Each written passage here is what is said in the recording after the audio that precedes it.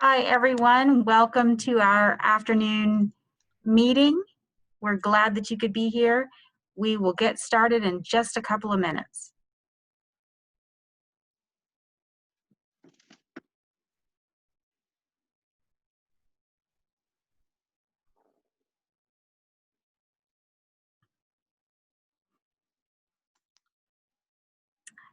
As you can probably tell, I'm wearing my LSA Honors mask. We feel very special and privileged to have honors masks. And I am speaking to you today from our honors office.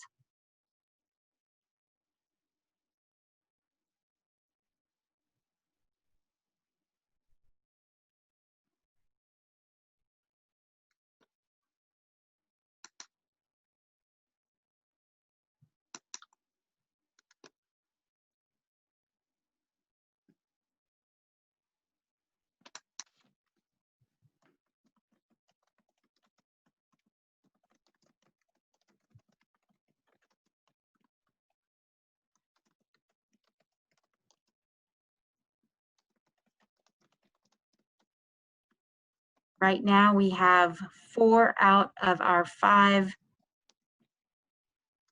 meeting leaders present, and we'll wait for Mika to join us and then get started.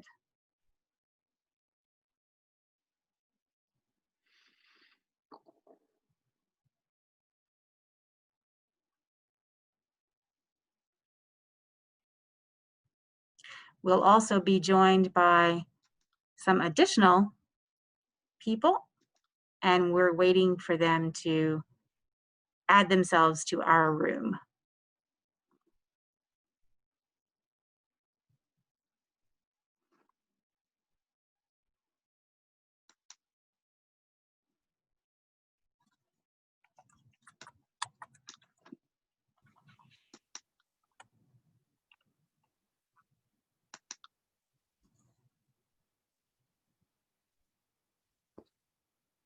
All right. Hello and welcome. Monica is joining us in a moment, and I think most of you know me. I'm Mika LaVaque-Manty. I'm the director of the Honors Program. I'm joined on this panel by Broome, our associate director, who is on campus, actually not in front of Angel Hall, but in the Honors Program office. And she is helping one of our Honors 135 classes students get in. We are hosting the Honors 135 classes in our lounge, as you will hear in a bit. Then we have Jerry, who almost everybody knows as the Honors Engagement Coordinator, and she's managing our chat and doing everything today. So thanks to Jerry. And then we have 2 students joining us, Lynn Rong and Catherine Garton, who will introduce themselves in a little bit. And so what I thought I'd do is talk a little bit about how things are going for the honors program, some of the successes we've seen. Then we'll hear from the students, because we know that you'll want the truth and you always want to hear things from the students' perspectives. And we thought that that would be really valuable to share. And then we'll have plenty of time for questions to any of us. So that's something that we wanted to do. It's unfortunate that we will not be able to have you on campus, but the way it works is that these days, as you all know, is that the modern classroom is not Chem 1800, but a picture of Chem 1800 from last fall from my Poli-Sci 101. I'm actually in my basement studio. I taught my summer class entirely for the first time ever in my career barefoot. Now I'm wearing slippers because the fall is coming and it's a little colder. So a couple of things about what has happened over the last 6 months at the University of Michigan. Somebody just asked how things are going. Things are going surprisingly well for us. And there are lots of challenges, of course, but for the honors program, just like for the University of Michigan, we were able to pivot pretty surprisingly fast, considering that the University of Michigan, like many universities, is as an institution like the US Army, a pretty slow boat to move around. And everybody was positively surprised at how well things turned out. We are almost fully remote, so we have some activities on campus, which, as I said, Lisa is doing right now. We have been working from home for the last 6 or so months. Last spring, we graduated 391 students out of honors. They are the first class in the history of the University of Michigan that lacked a commencement, and we are very sorry for that. We have done some small things to try to help ease that pain, but of course, lacking a graduation is a big loss for them and for us. We admitted a smaller number of students this year than usual, not because of the coronavirus pandemic, but by design. So what we decided to do for many reasons was to have a slightly smaller class this year, and that turned out to be very fortunate because it made our lives a little easier. We had, as always, about 2,000 applications to the honors program, and we initially had 360 students matriculate. Of those, about 340 decided to join us. So we had a very small loss of students, what we call melt. It was relatively small. It was bigger than usual because many students did decide to defer, but it's still relatively small. We have, of that class, about 200 living in South Quad, and then a number of students living in university housing, not in South Quad for various reasons, because they are in the residential college or wanted to room with somebody else. And then, as you'll hear in a moment, we have some students, including first years, who are staying at home, some staying at home in their new homes on campus. So let's see, I'm looking at my notes. So we ran our summer orientation purely virtually, and that ended up being, despite our worst fears, a surprisingly successful thing. Lynn can report on whether that's true. But one of the things we were able to do was, for example, our international students were mixed with our other incoming first years instead of coming at the very last moment when they usually don't get into the courses. So many things worked actually better than usual. So we have a class beginning here, almost fully virtually. And this summer, we also, an example of one of the things that our alumni really care much about and have wonderfully supported, the Honors Summer Fellows, which is a program for rising seniors working on the honors thesis. We had 25 Honors Summer Fellows, all participating virtually, some of them in Ann Arbor, some of them elsewhere. Many of them, especially if they were in lab sciences, had difficulties in getting to their labs, but we were still able to support them. They were able to do other things. So even though student research in particular has suffered quite a bit, they have been able to continue. Seniors have been able to continue their research projects. And we just got an announcement today that starting October 12th, all undergraduate research will resume on campus. So there are lots of cool things happening.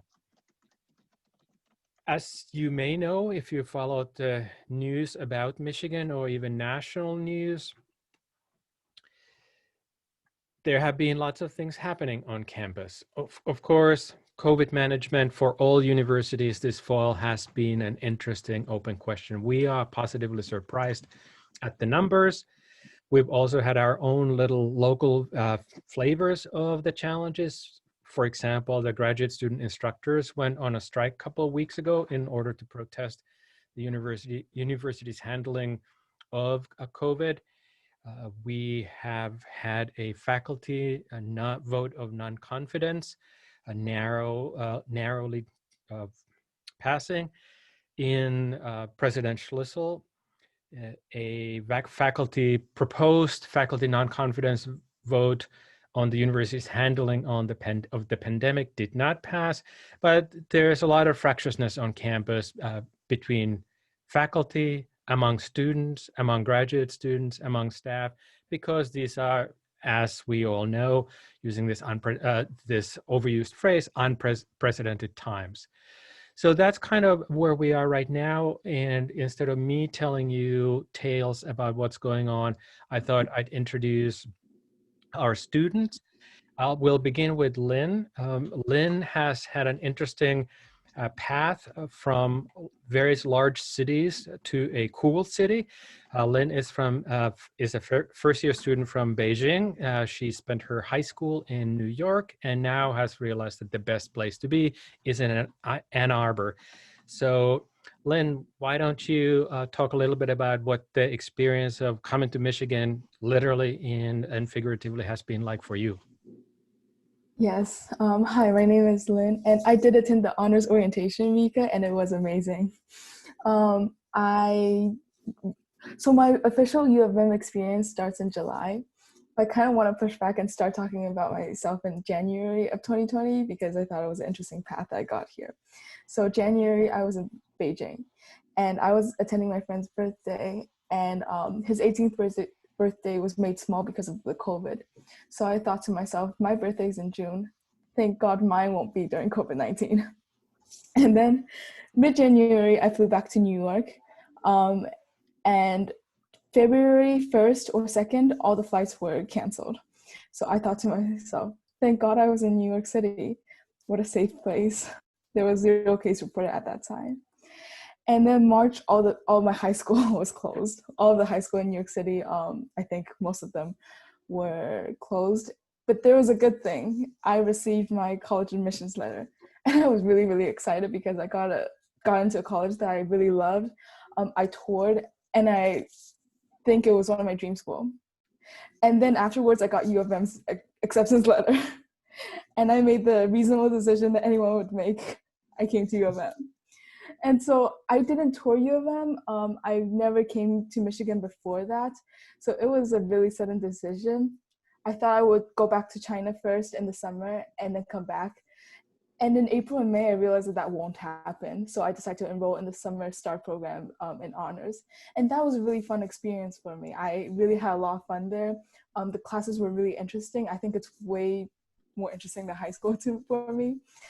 But one thing that really bothered me was that it was really hard for me to make friends. I'm living in Ann Arbor right now, but I'm a little bit far away from Central Campus. My dad needs to drive 10 minutes for me to go back to Central Campus.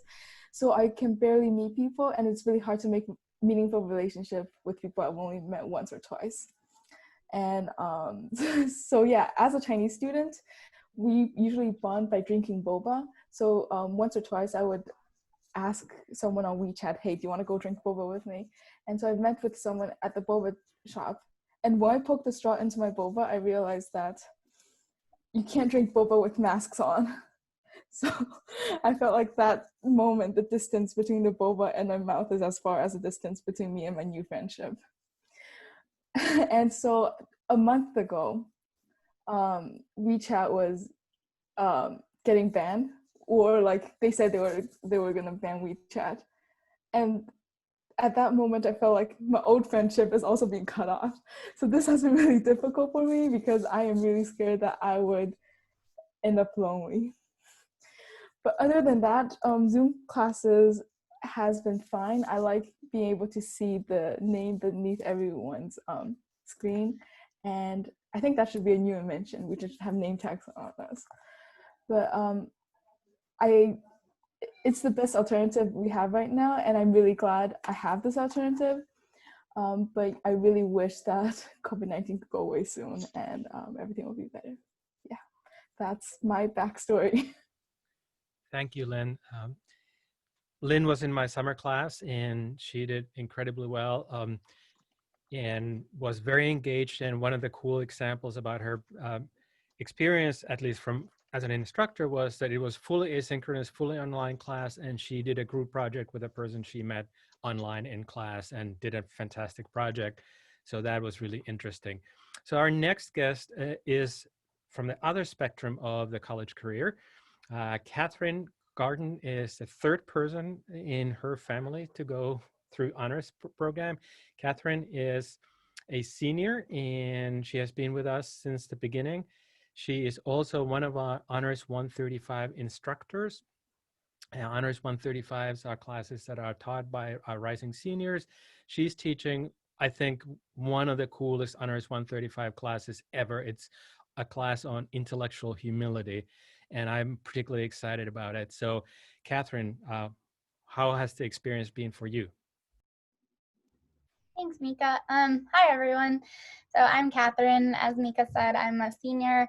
I'm graduating a semester early, so I'm graduating in December. I'm studying psychology and environmental studies. This is not how I anticipated my very final semester at U of M. There's a lot missing. That feels like there's kind of a lack of like finality and closure to it. There's no sort of football. I can't go study in my favorite campus libraries. There's no graduation. But that said, I'm actually finding a lot of sort of silver linings in the Zoom experience since classes moved online in the spring. And just to backtrack a little bit, I wanted to just maybe provide some more context about me as a student. So like Mika said, I come from a whole family of Wolverines.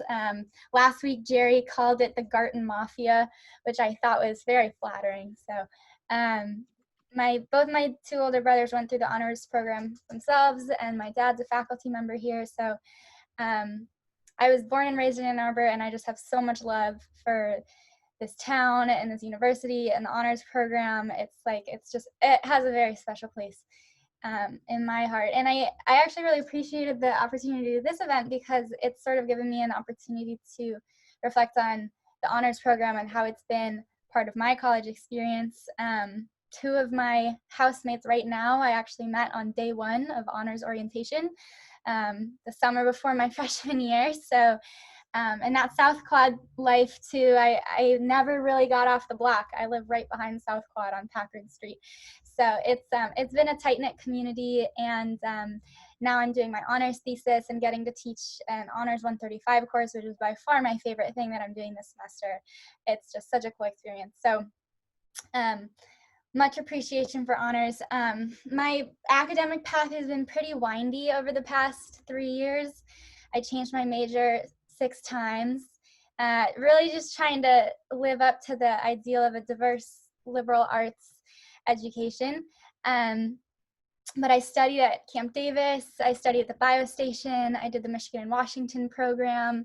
And so now I've sort of settled on psychology, and like Mika said, I'm interested in intellectual humility and polarization and partisan animosity, and basically what allows people to question themselves and to get along with people who disagree with them. It feels like a very fitting topic at this moment, and really nice to engage with freshman students about it and hear their thoughts as well. Life since March 11th, which is when classes were moved online, has been pretty different for me.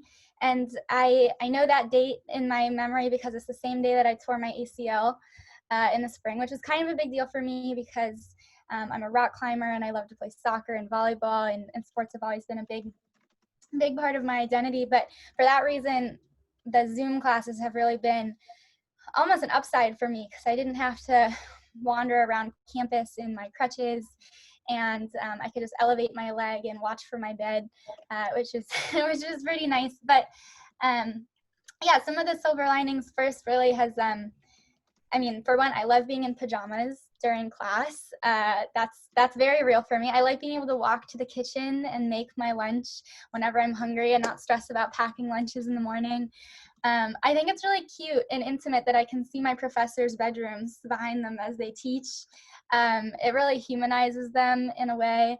And like Lynn said, I think having the names underneath people's like Zoom pictures on the screen has actually made me feel like I'm getting to know my classmates better in a way. And you can sort of direct message them during class and reach out when you might not have otherwise been able to. So that's kind of been a perk I didn't expect. I'm also in kind of a fortunate situation because as a senior, I kind of have made my friends in my social group. And so it's been easier to stay in contact with people than to try to meet new people at this, like during COVID.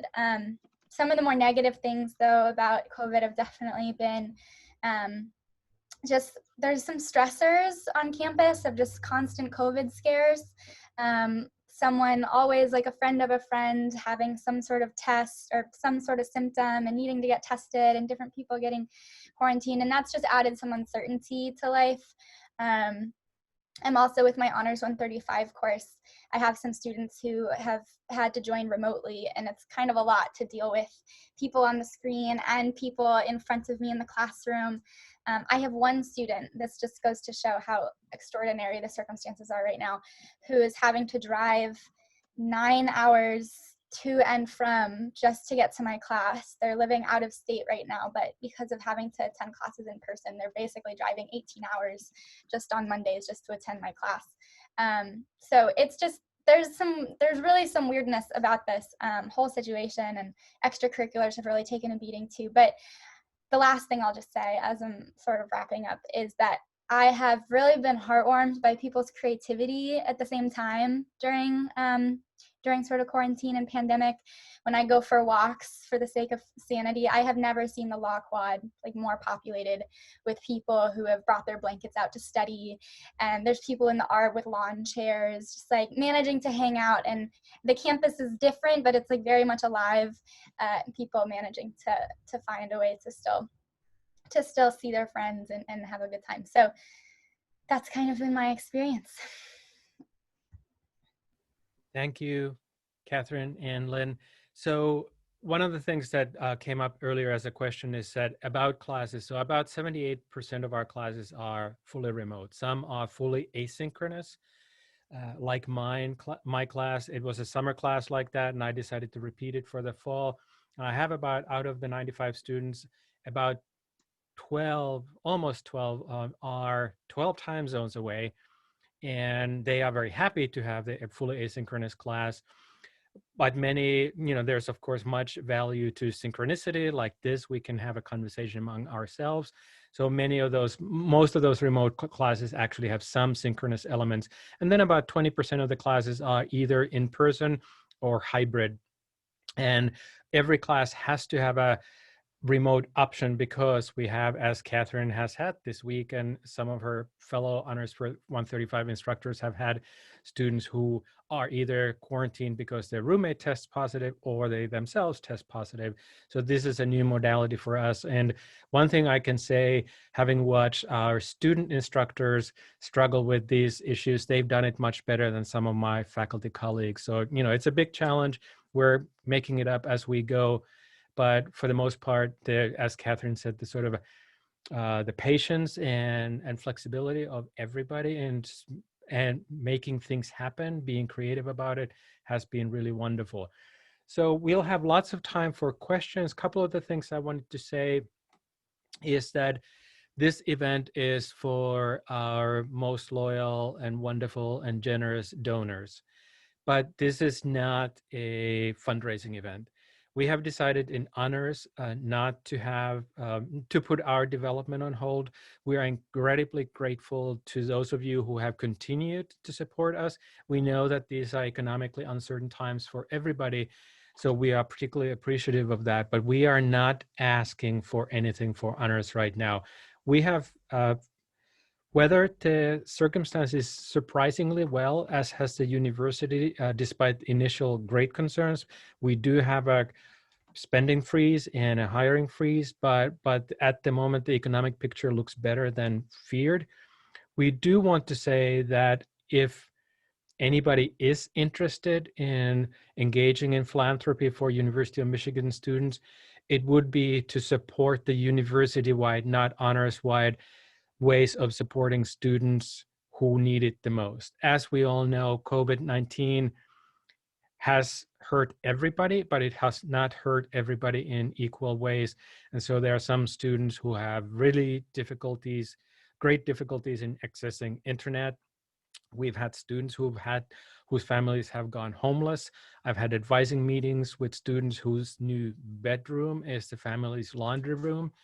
And so there is quite a bit of need at the university, and we encourage you, if you are able to and want to continue your philanthropy, to think about those particular needs right now. We in Honors are counting our blessings, partly because of the ongoing longstanding generosity from you all, So right now we're not asking for anything, but we want to just share what we've been doing and also answer your questions. Before I open it out completely, Lisa or Monica, did you want to say something?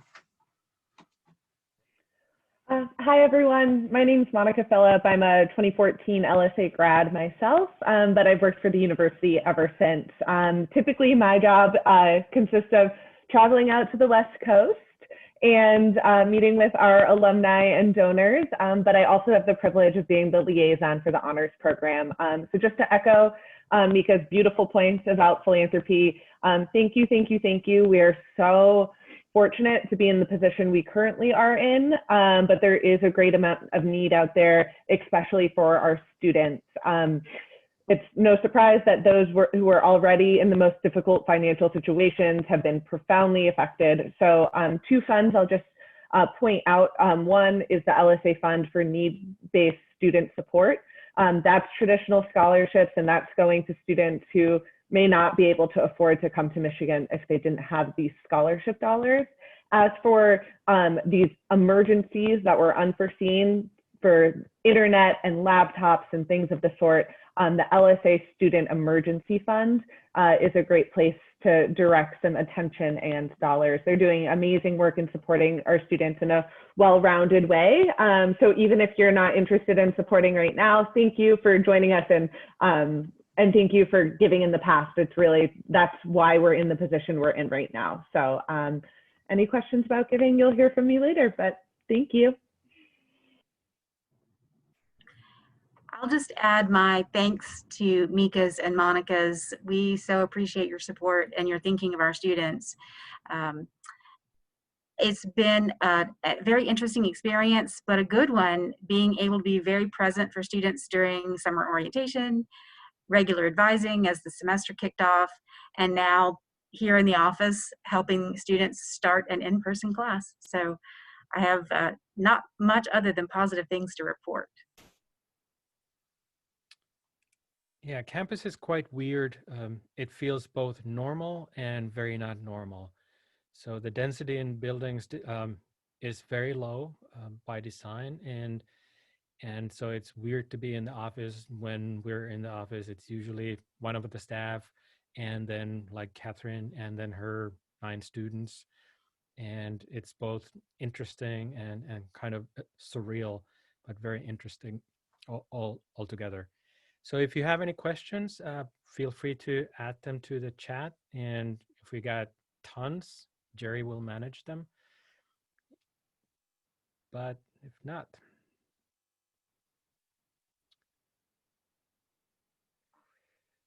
Nick, question from Nick about the winter term. Good question. So right now we have a plan that is basically planning for what we're doing right now. We just got that plan from, and this is an LSA from Tim McKay, my predecessor, who is now the Associate Dean for Undergraduate Education. And the plan is that there will be remote classes, hybrid classes, and some in-person classes, all large classes. And by large, in this context, we mean larger than 45 because of density requirements, will be by default remote. So that's the plan right now. If things go much better than expected, then we will do something else. If things go worse, which we hope doesn't happen, we'll do something else. So then there might be more classes that are online. As you may know, our schedule is somewhat unusual. So all students this semester are asked to leave campus November 20th, right before Thanksgiving, even though the semester ends up going in the normal 14 weeks into December. And then students are going to come back in late January. So this is to just minimize travel back and forth. It's hard for students because this fall, we're canceling fall break, and in the winter term, we're canceling winter break, or spring break, as we call it, in the late February. And that's going to be hard, but it is just the way it's going to be. So one of the things, what we're trying to do is think about community building for that long break which Michigan usually doesn't have. And so we're doing lots of things virtually, and we're hoping to figure out how to have us students stay connected and for us to stay connected with them. So questions from first John and then Linda. Let's see. Oh, John has, can you get one of these great honors sweatshirts I'm wearing? Yes, Jerry will be in touch with, we have our pretty regular honor spirit wear orders. So if you want to get one, we will be in touch about purchasing one. I have lots of these. My wife says that I'm somewhat branded, but I don't yet have an honors tattoo. Question from Linda about what metrics we're using for opening up more. That's well above our pay grade. The university and its public health epidemiologists and experts, who are actually the folks who are also advising Governor Whitmer, are using various numbers. I will have to say that one of the reasons for some faculty and students and staff unhappiness is that the university has not set a benchmark in the way that Governor Cuomo in New York has said that if X happens, everybody goes home or we'll shut things down. We are using a holistic approach, which I am fine with, but at the same time, as some people are seeing as a sort of a cop-out, unwillingness to commit. We have a pretty good COVID dashboard that you can find on the University of Michigan website, the Maize and Blue Blueprint. And at the moment, it seems that our numbers are remaining manageable. And so we haven't heard any reason to, we haven't heard any talk of anybody being sent back at the moment. There was a cluster in South Quad a week and a half ago, and there may be some greater number of cases there again this week. It's not a cluster, which may be both either worrisome or less worrisome. So that's kind of where we are. Great question from Scott on international travel components. Those are affected. We just 2 days ago decided, not us in the honors program, but the University of Michigan decided to cancel all study abroad for the winter. And we know that this is an incredible disappointment for students, but all University of Michigan sponsored study abroad programs were canceled for the winter.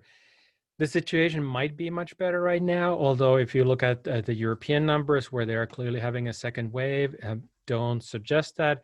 But instead of having students hang in limbo all this time, we decided that let's call it now so that students can make alternative plans for better or for worse. So that's right now what's happening.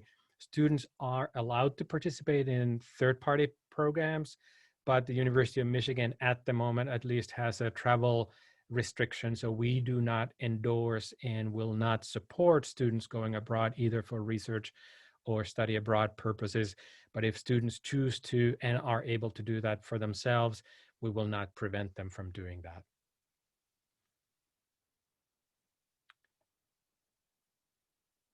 Anything else?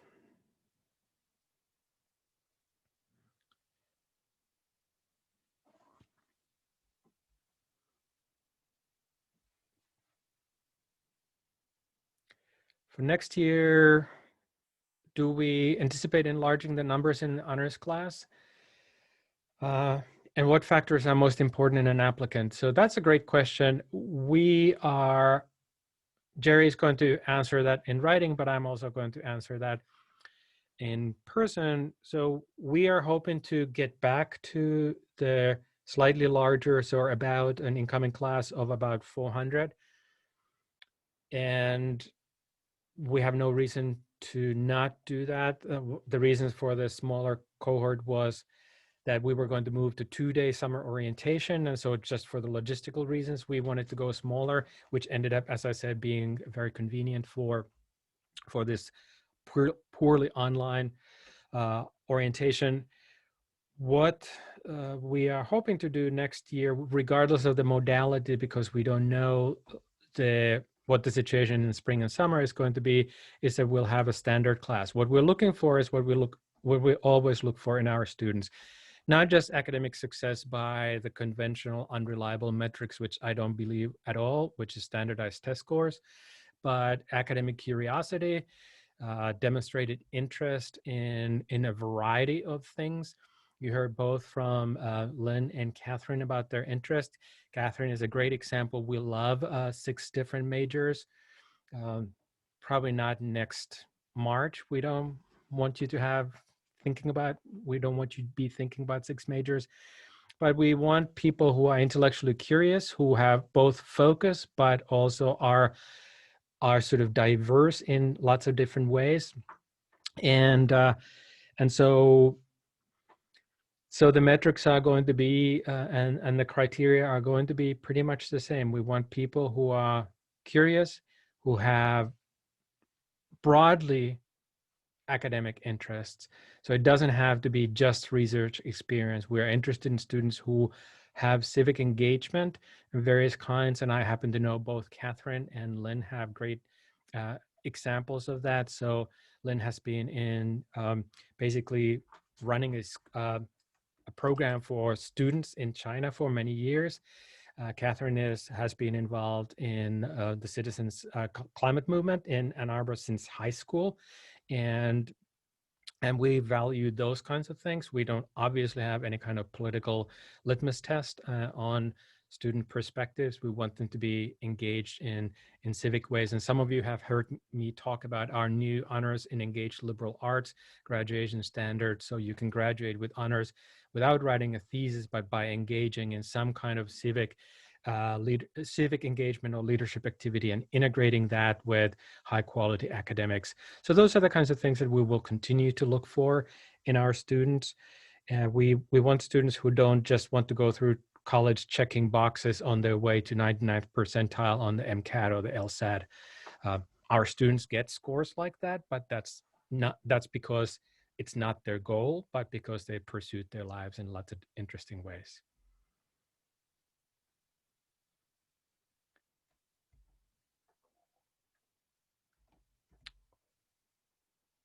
Anything else? Ask questions of Lynn or Catherine. They are much cooler. Not really, but thanks.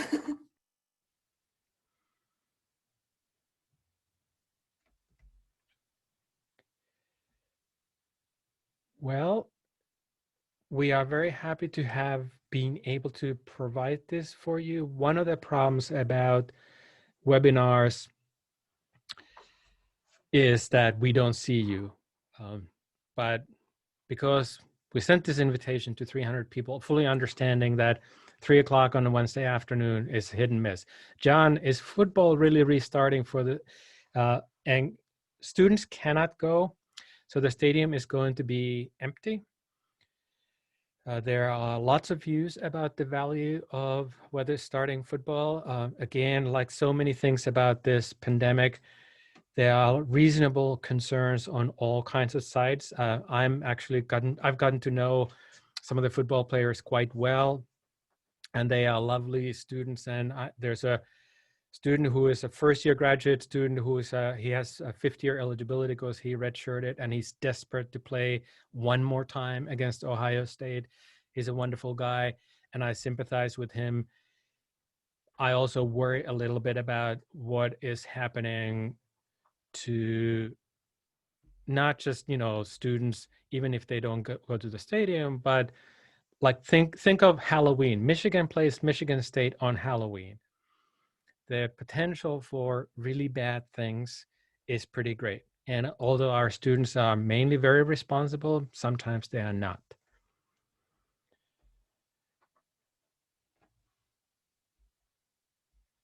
So Jerry raises the question about Lynn's experience in China. We shared in our invitation some of the pictures of what you've been doing. So Lynn, what have you been doing in Gansu? Okay, I'll touch on it briefly. Gansu is where my mom came from. It's a province in China, and it's pretty poor. She grew up in poverty, and it's that part of Chinese history. And so I go back anywhere. I go back to Gansu anyways. Every year when I was little because it's my mom's hometown.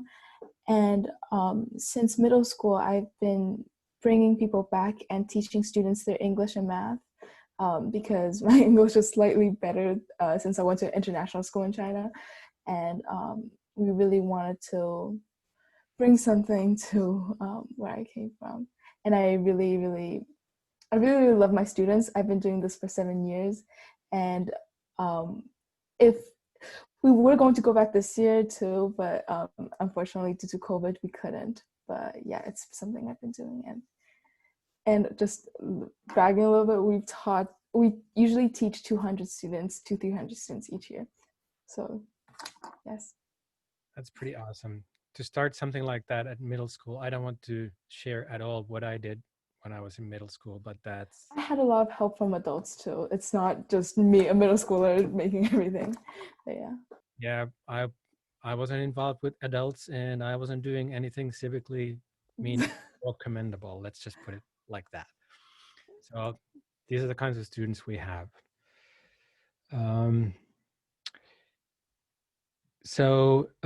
Catherine, do you want to share something about your experiences in the study of program in the environment in honors?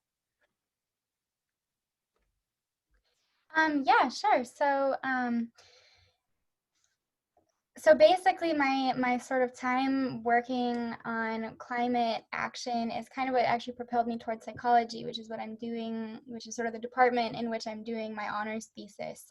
But ever since high school, well, since I was a kid, actually, I have always really just cared about the environment because my parents and I would go backpacking and sailing and camping and all types of things like that. I remember at some point in middle school going snorkeling and just thinking that coral reefs were the most beautiful thing I had ever seen ever. And so I sort of had a dream from there on out to become a marine biologist. And then sort of in high school, learned that the coral reefs would mostly be gone by the time I was old enough to have a career. And so maybe marine biology was not the most stable career path and I should start working on climate change instead.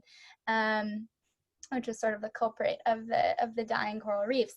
So that is how I sort of transitioned into environmental stuff in the beginning. And I sort of was always attracted to this organization called Citizens Climate Lobby, which is where I really found my home in the environmental movement. And the reason I loved Citizens Climate Lobby and still love them is really because of their values. They're kind of, I feel like, a unique organization in the environmental movement because they really organize all of their volunteers around these values of respect and appreciation. We sort of build relationships, with all of our members of Congress in order to sort of build support for a carbon pricing legislation.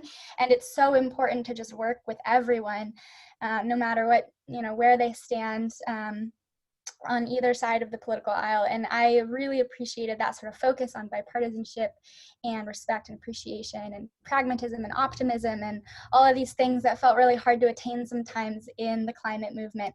And so doing that type of advocacy all throughout college, both on campus and in the community, only ever reinforced how important it is to sort of try to bridge lines and build common grounds. And that's how I got interested in what my honors thesis is now on, which is intellectual humility, and trying to figure out how to reduce polarization in order to make progress, and just sort of realizing that human psychology is often at the root of a lot of our problems. So that kind of answers Scott's follow-up question about whether your experience in honors has allowed you to pursue these things more or differently than if you hadn't been in honors. Because we're almost out of time, so I'm basically saying you partly answered that question. But there's one more question to the students, both of you, and it is sort of going back to Lynn's point about the challenge of making connections. So So what have you done, Lynn, other than gone for a walk with me? So I've started doing walks with a few students at a time, so I get to meet the first years. But both of you, what have you done to maintain connections or make connections with students on campus? I'll touch on that quickly. I went on a walk with Mika because he had people sign up for a walk with him, so that's one thing I did. It's actually pretty hard right now because since I have a lot of work to do, I don't usually go to Central Campus often. Also, as a Chinese person, we use WeChat, so I've met some people through WeChat groups. I follow people on Instagram, but the problem with meeting people through internet is that it's really hard to maintain that relationship and not to like just have the relationship in there that you guys followed each other. So that's one of the difficulties I'm facing right now. But I have like met some people through my classes on Zoom, and I've like just DM'd them, directed messaged them, and they've been really nice. And I've met with some people, so I think, yeah, that's how I've been meeting with people so far. Social media, yeah. So as I kind of mentioned when I was introducing myself, I think I have a lot easier time than Lynn just because I've already been here for 3 years and sort of have a social network set up. It's been easier for me to just maintain those by, hanging out at Elbow Field outside or studying with someone I've known for years in the law quad. Lots of hanging out outside. I myself am trying to figure out exactly what we're going to do as the weather turns worse, because that's going to be harder to manage those sort of outside socialization events. But I've been doing lots of parallel play on Zoom with friends and family. So just sort of opening up a Zoom window and just having them up in my little corner while we both do work, sometimes unmute ourselves and just say hi to each other. So that has actually really perked up, really brought some life into my days. And also I've noticed that people are really, because everyone is craving that sort of social contact right now, a lot of my classmates have been much more active in forming study groups. So I have like in 2 of my classes, I have like bi-weekly study group meetings with like multiple of my class members, and we all meet on Zoom and just like work on our projects together. So people are really being creative because everyone wants to see each other and have those connections. Right. And since we're out of time, that's a very nice note to end on. So people have been creative. There is obviously a lot of need and yearning for social connection. And so we are very grateful to our students, Catherine and Lynn, and all of our students. They are doing really great things with the community, with us. So that's partly why it's so awesome for us to do our jobs, because our students are so creative and thoughtful. We thank you all for joining us today. You know where to find us virtually on the magical interweb. So feel free to be in touch in any way. And again, we hope to see you in person sometime soon. I think, even Anthony Fauci at his most pessimistic moments talks about next year we're being back to normal. So let's hope that next fall we'll be in person together, and hopefully sooner than that. So thank you again for joining. Have a wonderful fall, and see you sometime soon somewhere on the internet.